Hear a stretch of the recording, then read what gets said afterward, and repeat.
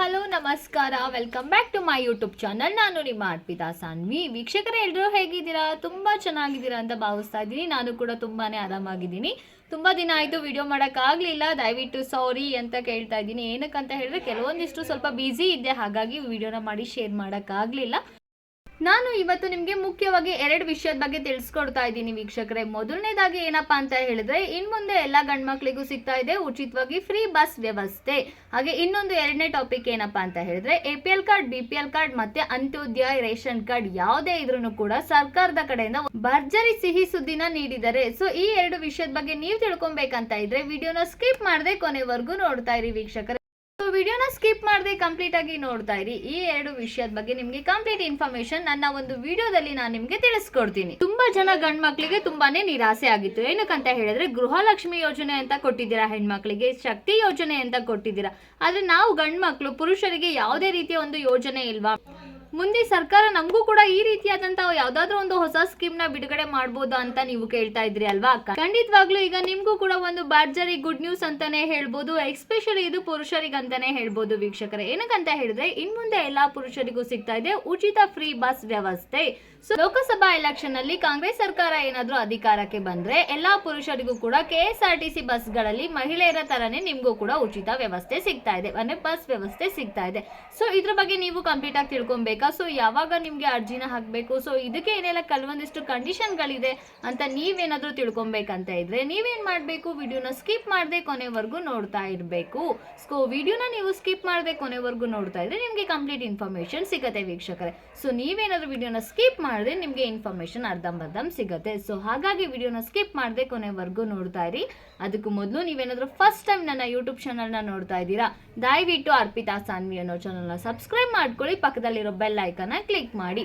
ಹಾಗೆ ಈಗ ಯಾರೆಲ್ಲ ನನ್ನ ಚಾನಲ್ಗೆ ಸಪೋರ್ಟ್ ಮಾಡ್ತಾ ಇದ್ದೀರಾ, ಸೊ ಯಾರೆಲ್ಲ ನನ್ನ ಚಾನಲ್ ನ ಸಬ್ಸ್ಕ್ರೈಬ್ ಆಗಿದ್ದೀರಾ ಅವ್ರಿಗೆ ಕೂಡ ಥ್ಯಾಂಕ್ ಯು ಸೋ ಮಚ್ ಅಂತ ಹೇಳಕ್ಕೆ ಇಷ್ಟಪಡ್ತಾ ಇದ್ದೀನಿ. ಸೊ ಜಾಸ್ತಿ ಮಾತು ಬೇಡ, ಬನ್ನಿ ವಿಡಿಯೋನ ಸ್ಟಾರ್ಟ್ ಮಾಡೋಣ.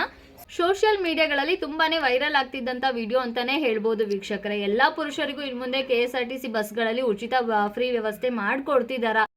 ಸೊ ಈ ವಿಡಿಯೋ ಎಷ್ಟು ಮಟ್ಟಿಗೆ ಸತ್ಯ, ಎಷ್ಟು ಮಟ್ಟಿಗೆ ಸುಳ್ಳು ಅನ್ನೋದ್ರ ಬಗ್ಗೆ ನೀವು ತಿಳ್ಕೊಬೇಕು ಅಂತ ನೋಡೋದಾದ್ರೆ ಕಂಪ್ಲೀಟ್ ಆಗಿ ಇದು 100% ನಿಮ್ಗೆ ಒಂದು ಸಿಹಿ ಸುದ್ದಿ ಅಂತಾನೆ ಹೇಳ್ಬೋದು. ಹೌದು, ಏನು ನೀವು ಇವಾಗ ಸೋಷಿಯಲ್ ಮೀಡಿಯಾದಲ್ಲಿ ನೋಡ್ತಾ ಇದ್ದೀರಾ, ಸೊ ನೀವೇನ್ ಕೇಳ್ತಾ ಇದ್ದೀರಾ, ಕೇಂದ್ರದಲ್ಲಿ ಏನಾದ್ರೂ ಲೋಕಸಭಾ ಚುನಾವಣೆಯಲ್ಲಿ ಕಾಂಗ್ರೆಸ್ ಸರ್ಕಾರ ಏನಾದ್ರೂ ಅಧಿಕಾರಕ್ಕೆ ಬಂದ್ರೆ ಪುರುಷರಿಗೂ ಇನ್ ಮುಂದೆ ಮಹಿಳೆಯರಿಗೆ ಯಾವ ರೀತಿ ನಾವು ಫ್ರೀ ಬಸ್ ವ್ಯವಸ್ಥೆ ಕೊಡ್ತಾ ಇದೀವಿ ಅದೇ ರೀತಿ ಪುರುಷರಿಗೂ ಕೊಡ್ತೀವಿ ಅಂತ ಹೇಳಿ ಬಸವರಾಜ್ ರೆಡ್ಡಿ ಅವರೇ ಮೀಡಿಯಾ ಮುಂದೆ ತುಂಬಾ ಸ್ಪಷ್ಟವಾಗಿ ತಿಳಿಸಿದ್ದಾರೆ. ಹಾಗೆ ಇದ್ರ ಬಗ್ಗೆ ಅವರು CM ಮುಂದೆನೂ ಕೂಡ ಏನ್ ಮಾಡಿದ್ದಾರೆ, ಮನವಿನ ಮಾಡ್ಕೊಂಡಿದ್ದಾರಂತೆ. ನಮ್ಮ ಮುಖ್ಯಮಂತ್ರಿ ಆದಂತಹ ಸಿದ್ದರಾಮಯ್ಯ ಅವ್ರ ಮುಂದೆನೂ ಕೂಡ ಈ ಒಂದು ವಿಷಯದ ಬಗ್ಗೆ ಅವರು ಆಲ್ರೆಡಿ ಮನವಿನೂ ಕೂಡ ಮಾಡ್ಕೊಂಡಿದ್ದಾರಂತೆ ವೀಕ್ಷಕರೇ. ಅಷ್ಟೇ ಅಲ್ಲ, ಇನ್ನೊಂದು ಮುಖ್ಯವಾದ ವಿಷಯನೂ ಕೂಡ ನಮ್ಮ ಶಾಸಕರಾದ ಬಸವರಾಜ್ ರೆಡ್ಡಿ ಅವರು ತಿಳಿಸಿದ್ದಾರೆ. ಏನಪ್ಪಾ ಅಂತ ಹೇಳಿದ್ರೆ, ಕೇಂದ್ರದಲ್ಲಿ ಕಾಂಗ್ರೆಸ್ ಸರ್ಕಾರ ಏನಾದ್ರೂ ಅಧಿಕಾರಕ್ಕೆ ಬಂದಾಗ ಮುಖ್ಯಮಂತ್ರಿ ಅವರ ಹತ್ರ ಇವರೊಂದು ಮನವಿನ ಮಾಡ್ಕೊಂಡಿದ್ದಾರಂತೆ, ನನ್ನನ್ನು ಹಣಕಾಸು ಸಚಿವರನ್ನಾಗಿ ಮಾಡಿ. ಸೊ ನನ್ನನ್ನು ಏನಾದ್ರೂ ಹಣಕಾಸು ಸಚಿವರನ್ನಾಗಿ ಮಾಡಿದ್ರೆ, ಅಂದ್ರೆ ಕಾಂಗ್ರೆಸ್ ಸರ್ಕಾರ ಅಧಿಕಾರಕ್ಕೆ ಬಂದಾಗ ನನ್ನನ್ನು ಹಣಕಾಸು ಸಚಿವರಾಗಿ ಮಾಡಿದ್ರೆ ನಾನೇ ಏನ್ ಮಾಡ್ತೀನಿ, ಎಲ್ಲಾ ಪುರುಷರಿಗೂ ಕೂಡ ಉಚಿತವಾಗಿ ಬಸ್ನ ವ್ಯವಸ್ಥೆ, ಫ್ರೀ ಬಸ್ ವ್ಯವಸ್ಥೆನ ಮಾಡ್ಕೊಡ್ತೀನಿ ಅಂತ ಹೇಳಿ ಸತತವಾಗಿ ಮೀಡಿಯಾ ಮುಂದೆ ಏನ್ ಮಾಡಿದ್ದಾರೆ ಇವರು ಬಸವರಾಜ್ ರೆಡ್ಡಿ ಅವರು ಎಲ್ಲಾ ಪುರುಷರಿಗೂ ಕೂಡ ಒಂದು ಸಿಹಿ ಸುದ್ದಿನ ನೀಡಿದ್ದಾರೆ ವೀಕ್ಷಕರೇ. ಸೊ ಇದ್ರ ಬಗ್ಗೆ ನಮ್ಮ ಮುಖ್ಯಮಂತ್ರಿ ಆದಂತಹ ಸಿದ್ದರಾಮಯ್ಯ ಸರ್ ಆಗಿರ್ಬೋದು ಅಥವಾ ನಮ್ಮ ಉಪಮುಖ್ಯಮಂತ್ರಿ ಆದಂತಹ DK ಶಿವಕುಮಾರ್ ಸರ್ ಆಗಿರ್ಬೋದು, ಎಲ್ಲೂ ಕೂಡ ಇನ್ನೂ ಕೂಡ ಕ್ಲಿಯರ್ ಆಗಿ ಇನ್ಫಾರ್ಮೇಶನ್ ಕೊಟ್ಟಿಲ್ಲ.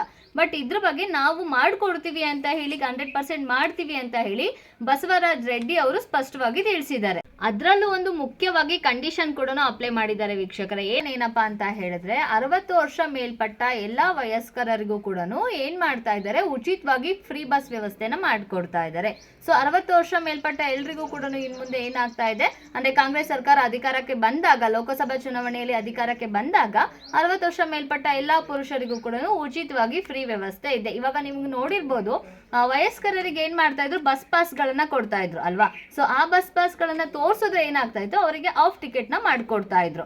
ಸೊ ಅದನ್ನು ಕೂಡ ಇನ್ ಮುಂದೆ ಮಾಡೋ ಅವಶ್ಯಕತೆ ಇರೋದಿಲ್ಲ. ಸೊ ಲೋಕಸಭಾ ಚುನಾವಣೆಯಲ್ಲಿ ಕಾಂಗ್ರೆಸ್ ಸರ್ಕಾರ ಅಧಿಕಾರಕ್ಕೆ ಬಂದಾಗ ನಿಮಗೆ ಕಂಪ್ಲೀಟ್ ಆಗಿ ಏನಿರುತ್ತೆ ವಯಸ್ಕರಿಗೆ 60 ವರ್ಷ ಮೇಲ್ಪಟ್ಟವರಿಗೆ ಏನಿರುತ್ತೆ ಕಂಪ್ಲೀಟ್ ಆಗಿ ನಿಮಗೆ ಫ್ರೀ ಇರುತ್ತೆ. ತುಂಬಾ ಜನ ಪುರುಷರು ಸರ್ಕಾರದ ಮುಂದೆ ಕೆಲವೊಂದಿಷ್ಟು ತುಂಬಾ ಮನವಿಗಳನ್ನ ಮಾಡ್ತಾ ಇದ್ರು. ಎಲ್ಲಾ ಬೆನಿಫಿಟ್ ಗಳನ್ನ ಹೆಣ್ಮಕ್ಳಿಗೆ ಮಾತ್ರ ಕೊಡ್ತಾ ಇದ್ದೀರಾ, ನಾವು ಕೂಡ ವೋಟ್ ಮಾಡ್ತೀವಿ, ನಾವು ಕೂಡ ಹೆಣ್ಮಕ್ಳ ತರನೇ ವೋಟ್ ಮಾಡ್ತೇವೆ, ಎಲ್ಲಾನು ಮಾಡ್ತೀವಿ, ಬಟ್ ನಮ್ಗೆ ಯಾವುದೇ ರೀತಿ ಸರ್ಕಾರದ ಕಡೆಯಿಂದ ಯಾವುದೇ ರೀತಿ ಒಂದು ವ್ಯವಸ್ಥೆ ಸಿಗ್ತಾ ಇಲ್ಲ ಅಂತ ಹೇಳಿ ತುಂಬಾ ಜನ ಮನವಿ ಮಾಡ್ಕೊಂಡಿದ್ರಿ. ಸೊ ಹಾಗಾಗಿ ಈಗ ಏನ್ ಮಾಡ್ತಾ ಇದ್ದಾರೆ, 60 ವರ್ಷ ಮೇಲ್ಪಟ್ಟ ಎಲ್ಲಾ ವಯಸ್ಕರಿಗೂ ಕೂಡ ಕಾಂಗ್ರೆಸ್ ಸರ್ಕಾರ ಲೋಕಸಭಾ ಚುನಾವಣೆಯಲ್ಲಿ ಅಧಿಕಾರಕ್ಕೆ ಬಂದಾಗ ಫ್ರೀ ಬೆಸ್ಟ್ ವ್ಯವಸ್ಥೆನ ಮಾಡ್ಕೊಡ್ತಾ ಇದ್ದಾರೆ. ವಿಷಯ ಏನಪ್ಪಾ ಅಂತ ಹೇಳಿದ್ರೆ, APL ಕಾರ್ಡ್, BPL ಕಾರ್ಡ್ ಮತ್ತೆ ಅಂತ್ಯೋದಯ ಕಾರ್ಡ್, ರೇಷನ್ ಕಾರ್ಡ್ ಇದ್ದವ್ರಿಗೆ ಸರ್ಕಾರ ಒಂದು ಸಿಹಿ ಸುದ್ದಿನ ನೀಡಿದೆ ಅಂತ ಹೇಳಿದೆ ಅಲ್ವಾ. ಸೊ ಏನಪ್ಪಾ ಆ ಸಿಹಿ ಸುದ್ದಿ ಅಂತ ಹೇಳಿದ್ರೆ, ಕೆಲವೊಂದು ನ್ಯಾಯಬೆಲೆ ಅಂಗಡಿಗೆ ನಾವು ಅಕ್ಕಿ ತರಕಂತ ಹೋದಾಗ ಅಲ್ಲಿರುವ ಸಿಬ್ಬಂದಿಗಳು ಏನ್ ಮಾಡ್ತಾರೆ, ಕೆಲವೊಂದು ಕಡೆ ನೀವು ನೋಡಿರ್ಬೋದು ತುಂಬಾನೇ ರೂಡ್ ಆಗಿ ಬಿಹೇವ್ ಮಾಡ್ತಾರೆ. ಈಗ ಫಾರ್ ಎಕ್ಸಾಂಪಲ್ ನಿಮ್ಗೆ ಹೇಳ್ಬೇಕಂತ ಹೇಳಿದ್ರೆ, ನಾವು ಒಂದು ದಿನ ಲೇಟ್ ಆಗಿ ಮಿಸ್ ಆಗಿ ಏನಾದ್ರು ಒಂದು ದಿನ ಲೇಟ್ ಆಗಿ ಅಕ್ಕಿ ತರಕ್ಕೆ ಹೋದಾಗ ನೀವು ನಿನ್ನೆ ಬರ್ತೀನಿ ಅಂತ ಹೇಳಿದ್ರೆ ಇವತ್ತು ಬಂದಿಲ್ವಲ್ಲ, ಸೊ ನಾವು ನಿಮಗೆ ಅಕ್ಕಿನ ಕೊಡೋದಿಲ್ಲ, ಸೊ ನೀವು ನಾಳೆ ಬನ್ನಿ ಅಂತ ಹೇಳ್ಬೋದು. ಅಥವಾ ಸ್ವಲ್ಪ ಲೇಟ್ ಆದ್ರೂ ಕೂಡ ನಿಮ್ಗೆ ಇವಾಗ ನಾವು ಅಕ್ಕಿನ ಸ್ಟಾಪ್ ಮಾಡಿದೀವಿ, ಈ ತಿಂಗಳು ನಾವು ನಿಮಗೆ ಕೊಡೋದಿಲ್ಲ, ನೆಕ್ಸ್ಟ್ ತಿಂಗಳಿಗೆ ಬಂದು ನೀವು ಕಲೆಕ್ಟ್ ಮಾಡ್ಕೊಳ್ಳಿ ಅಂತ ಹೇಳಿರ್ಬೋದು.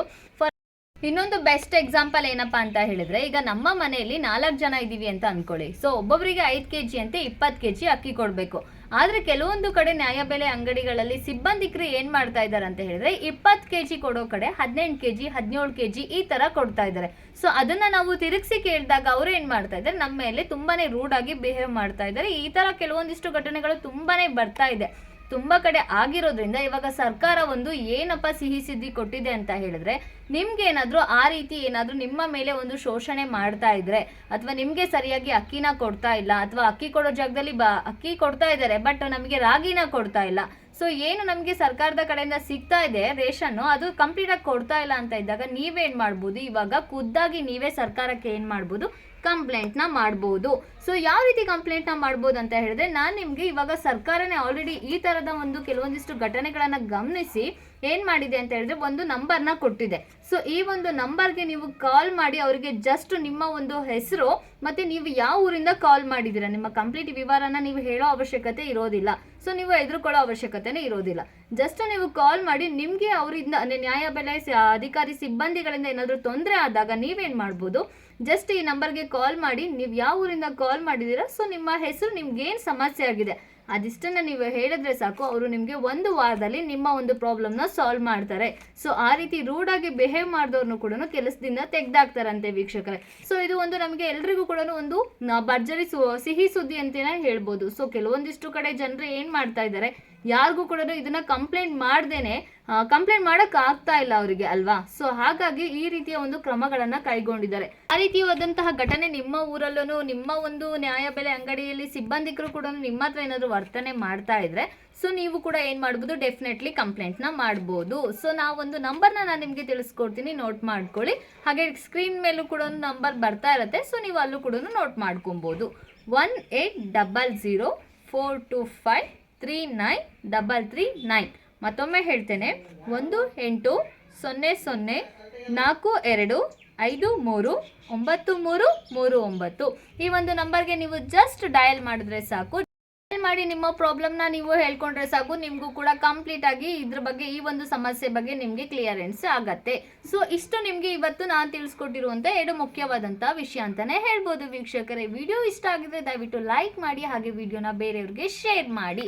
ಸೊ ನಮ್ಗಷ್ಟೇ ಇನ್ಫಾರ್ಮೇಶನ್ ತಿಳ್ಕೊಂಡ್ರೆ ಸಾಲದು ಅಲ್ವಾ. ಸೊ ಇದ್ರ ಬಗ್ಗೆ ಬೇರೆಯವ್ರಿಗೂ ಕೂಡ ಇನ್ಫಾರ್ಮೇಶನ್ ಸಿಗಬೇಕು ಅಂತ ಇದ್ರೆ ನೀವೇನ್ ಮಾಡ್ಬೇಕಾಗಿದೆ, ವಿಡಿಯೋನ ಬೇರೆಯವ್ರಿಗೆ ಶೇರ್ ಮಾಡಿ ವೀಕ್ಷಕರೇ. ಮತ್ತೆ ಹೊಸ ವಿಡಿಯೋದಲ್ಲಿ ಹೊಸ ಮಾಹಿತಿಯೊಂದಿಗೆ ಮತ್ತೆ ಸಿಗೋಣ. ಸೊ ಮತ್ತೊಮ್ಮೆ ಹೇಳ್ತಾ ಇದ್ದೀನಿ, ಇನ್ನು ಯಾರೆಲ್ಲ ಸಬ್ಸ್ಕ್ರೈಬ್ ಆಗಿಲ್ಲ ದಯವಿಟ್ಟು ಸಬ್ಸ್ಕ್ರೈಬ್ ಆಗಿ ಅಂತ ಕೇಳ್ಕೊಳ್ತಾ ಇದ್ದೀನಿ. So thank you so much.